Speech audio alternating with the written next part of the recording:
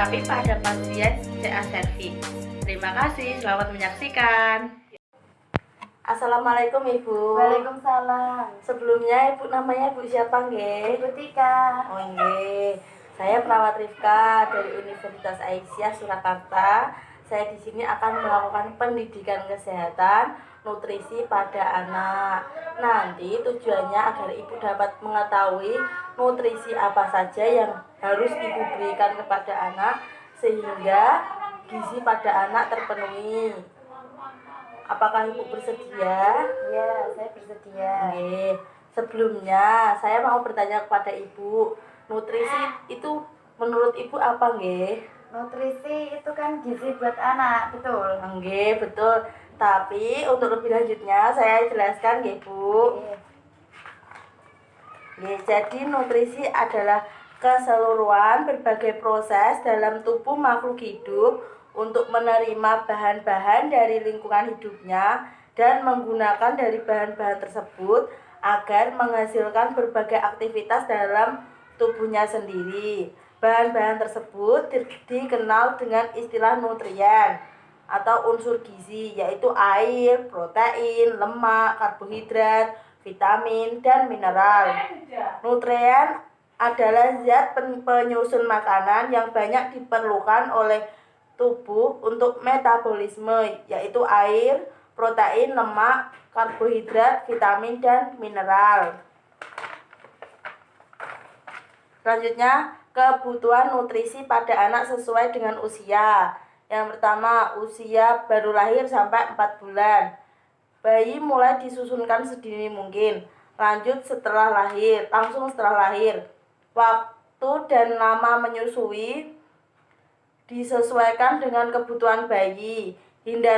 Hindarkanlah pemberian makanan tambahan seperti madu, air, larutan glukosa, dan makanan prelakteal lainnya. Jika segera disusukan, kemudian ternyata bayi menjadi kebiruan dan sesak nafas, perlu dipikirkan terhadap kemungkinan adanya kelainan seperti obstruksi atau fistula esofagus. Selanjutnya, bayi dapat diberikan buah-buahan, pisang atau biskuit sejak usia 2 bulan. Sedangkan pemberian makanan lumat seperti bubur susu pada usia 3-4 bulan sesuai keperluan bayi masing-masing. Bayi umur 5-6 bulan dapat diberikan 2 kali makanan bubur sehari, buah-buahan, dan telur. Bayi umur 6-7 bulan, bayi dapat mulai diberikan nasi tim yang merupakan makanan lunak dan juga merupakan makanan campuran yang lengkap karena dapat dibuat dari beras. Bahan makanan sumber protein hewani seperti hati, daging, cincang, telur, dan tepung ikan. Dan bahan makanan sumber protein nabati yaitu tahu, tempe, sayuran hijau, buah tomat, dan wortel. Bayi usia 8-12 bulan, bubur susu sudah dapat digantikan seluruhnya dengan nasi tim, yaitu pada pagi hari sebagai makanan pagi, misalnya jam 9. Pada siang hari sebagai makanan siang sekitar jam 1 siang, dan pada sore hari sebagai makan malam sekitar jam 5 sampai jam 6. Kemudian kebutuhan nutrisi pada anak usia toddler. Anak usia toddler mempunyai karakteristik yang khas, yaitu bergerak terus, tidak bisa diam, dan sulit untuk diajak duduk dalam waktu yang relatif lama. Selain itu, pada usia 12-18 bulan, pertumbuhan sedikit lambat sehingga kebutuhan nutrisi dan kalori lebih 100 kilokalori per kilogram berat badan anak. Kemudian karakteristik terkait dengan pemenuhan kebutuhan nutrisi pada anak usia toddler. Anak sukar atau kurang mau makan. Nafsu makan anak sering kali berubah, yang mungkin pada hari ini makannya cukup banyak dan hari selanjutnya makannya berubah menjadi sedikit. Yang ketiga, biasanya anak menyukai jenis makanan tertentu. Yang keempat, anak cepat bosan dan tidak tahan makan sambil duduk dalam waktu lama. Kemudian, kebutuhan nutrisi pada anak usia prasekolah. Anak usia prasekolah mengalami pertumbuhan sedikit lambat. Kebutuhan kalorinya adalah 85 kilokalori per kilogram berat badan anak. Beberapa karakteristik yang terkait dengan pemenuhan kebutuhan nutrisi yang perlu dipertimbangkan pada anak prasekolah adalah: yang pertama, nutrisi makanan berkurang. 2. Anak lebih tertarik pada aktivitas bermain dengan teman atau lingkungannya daripada makan. Yang ketiga, anak lebih sering mencoba makanan jenis baru. Yang keempat, waktu makan merupakan kesempatan yang baik bagi anak untuk belajar dan bersosialisasi dengan keluarga. Kemudian, kebutuhan nutrisi anak usia sekolah. Anak usia sekolah mempunyai lingkungan sosial yang lebih luas selain keluarganya, yaitu lingkungan sekolah tempat anak belajar, mengembangkan kemampuan kognitif, interaksi sosial, nilai moral, dan budaya dari lingkungan kelompok teman sekolah dan guru. Bahkan, bermain dengan teman sekolah dirasakan anak sebagai sesuatu yang lebih menyenangkan daripada bermain dengan lingkungan rumah atau keluarga. Pertumbuhan anak tidak banyak mengalami perubahan yang berarti, sehingga kebutuhan kalori anak pada usia sekolah adalah 85 kilokalori per kilogram berat badan. Kemudian, kebutuhan nutrisi pada anak usia remaja. Usia remaja adalah fase anak tumbuh dan berkembang sangat cepat. Anak perempuan usia 11 tahun sudah memasuki prapubertas dan laki-laki pada usia 12 tahun.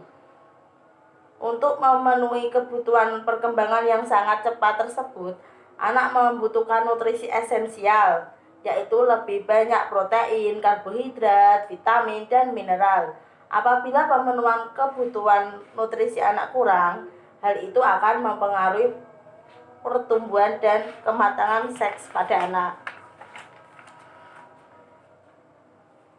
Selanjutnya, angka kecukupan gizi yang harus dipenuhi. Kebutuhan gizi berbeda setiap orang, tetapi jangan tertukar dengan kecukupan gizi. Yang kedua, jangan bicarakan kebutuhan gizi, seringnya orang juga terkecoh dengan yang dinamakan kecukupan gizi. Seakan-akan ini adalah dua hal yang sama, padahal ini berbeda konteksnya. Yang ketiga, angka kecukupan gizi adalah kecukupan rata-rata zat gizi sehari bagi hampir semua orang sehat di suatu negara. Yang keempat, itu artinya angka kecukupan gizi ini digunakan sebagai patokan rata-rata zat gizi yang diperlukan oleh sekelompok orang, bukan menggambarkan beberapa kebutuhan gizi satu individu tertentu saja. Yang kelima, angka kecukupan gizi akan sama dalam satu golongan usia. Namun, angka kecukupan gizi pastinya akan selalu berbeda-beda untuk setiap orang. Yang keenam, contohnya, dalam angka kecukupan gizi dianjurkan jumlah protein pria berusia 19-29 tahun adalah 63 gram. Itu artinya rata-rata jumlah protein yang cukup ukurannya bagi kebanyakan pria usia 19-29 tahun di Indonesia adalah 63 gram. Yang selanjutnya, namun jika Anda menghitung kebutuhan gizi protein berdasarkan cara yang sesuai tertera sebelumnya, hasilnya tentu akan berbeda. Tidak pasti 63 gram, bisa lebih atau bisa jadi kurang.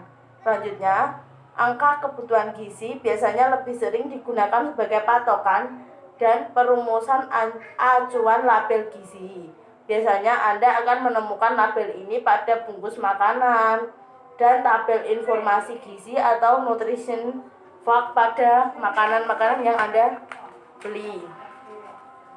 Selanjutnya, pengukuran kecukupan gizi. Kebutuhan protein yang diperlukan tubuh adalah 10-15% dari kebutuhan kalori total yang ibu. Selanjutnya, 1 gram protein sama dengan 4 kalori. Selanjutnya, sementara untuk kebutuhan lemak adalah 10-25% dari kebutuhan kalori total ibu. Dengan 1 gram lemak sama dengan 9 kalori. Terakhir, kebutuhan karbohidrat adalah 60-75% dari kebutuhan kalori total ibu. Dengan 1 gram karbohidrat sama dengan 4 kalori.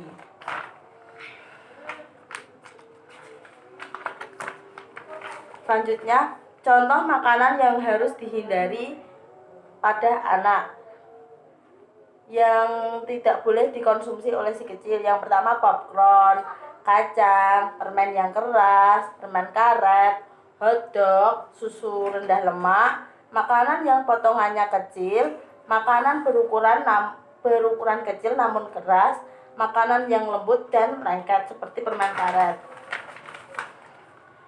Kemudian, contoh beberapa variasi makanan yang dapat ibu berikan kepada si kecil. Yang pertama, telur puyuh. Telur puyuh merupakan sumber protein yang baik. Dalam 100 gram telur puyuh terdapat 13,05 gram protein. Kandungan ini lebih tinggi dari telur ayam atau telur bebek. Kemudian kepiting. Daging kepiting kaya akan protein. Tidak hanya itu, daging kepiting juga merupakan sumber protein, kalsium, fosfor, zat besi, vitamin A, dan vitamin B. Selanjutnya, bayam merah. Bayam merah memiliki kandungan zat besi yang tinggi sehingga dapat membantu mencegah anemia pada si kecil. Kemudian jambu biji. Jambu biji mengandung banyak vitamin C, kalium, dan zat besi. Sebagian vitamin C yang terkandung dalam jambu biji berada pada bagian kulit dan daging luarnya yang lunak dan tebal. Kemudian nanas. Nanas merupakan buah yang bergizi tinggi karena mengandung vitamin C, mangan, kalium, karoten, dan hantofil. Nanas juga mengandung enzim bromelin yang baik untuk pencernaan dan dapat mengurangi resiko terjadinya peradangan. Kemudian selada air. Selada air banyak mengandung serat, antioksidan, vitamin C, vitamin E, beta karoten, zat besi, dan seng. Selada air ini cocok diolah untuk menjadi tumisan, sup, atau juga lalap. Ibu, ini materinya sudah selesai. Apakah Ibu sudah jelas? Sudah, Mbak. Oke, kalau Ibu sudah jelas, saya mau memberi 2 pertanyaan. Yang pertama, coba Ibu sebutkan makanan apa saja yang tidak boleh untuk anak. Permen karet, Iya, popcorn, iya. hotdog, burger, sama permen yang keras. Oh iya. Selanjutnya, makanan yang boleh dimakan untuk anak Ibu, dianjurkan untuk anak Ibu apa saja? Kepiting, telur puyuh, sayur mayur, buah-buahan, sama Iya. biji-bijian. Oke, berarti Ibu sudah jelas nggih, Bu? Iya. Tidak ditanyakan, Ibu? Tidak. Oke, terima kasih, Bu. Nanti kalau Ibu sudah jelas, berarti Ibu bisa menerapkan apa yang saya jelaskan nanti ke anak Ibu. Terima kasih, Ibu. Saya Ya, permisi. sama-sama. Wassalamualaikum warahmatullahi wabarakatuh. You and me, both on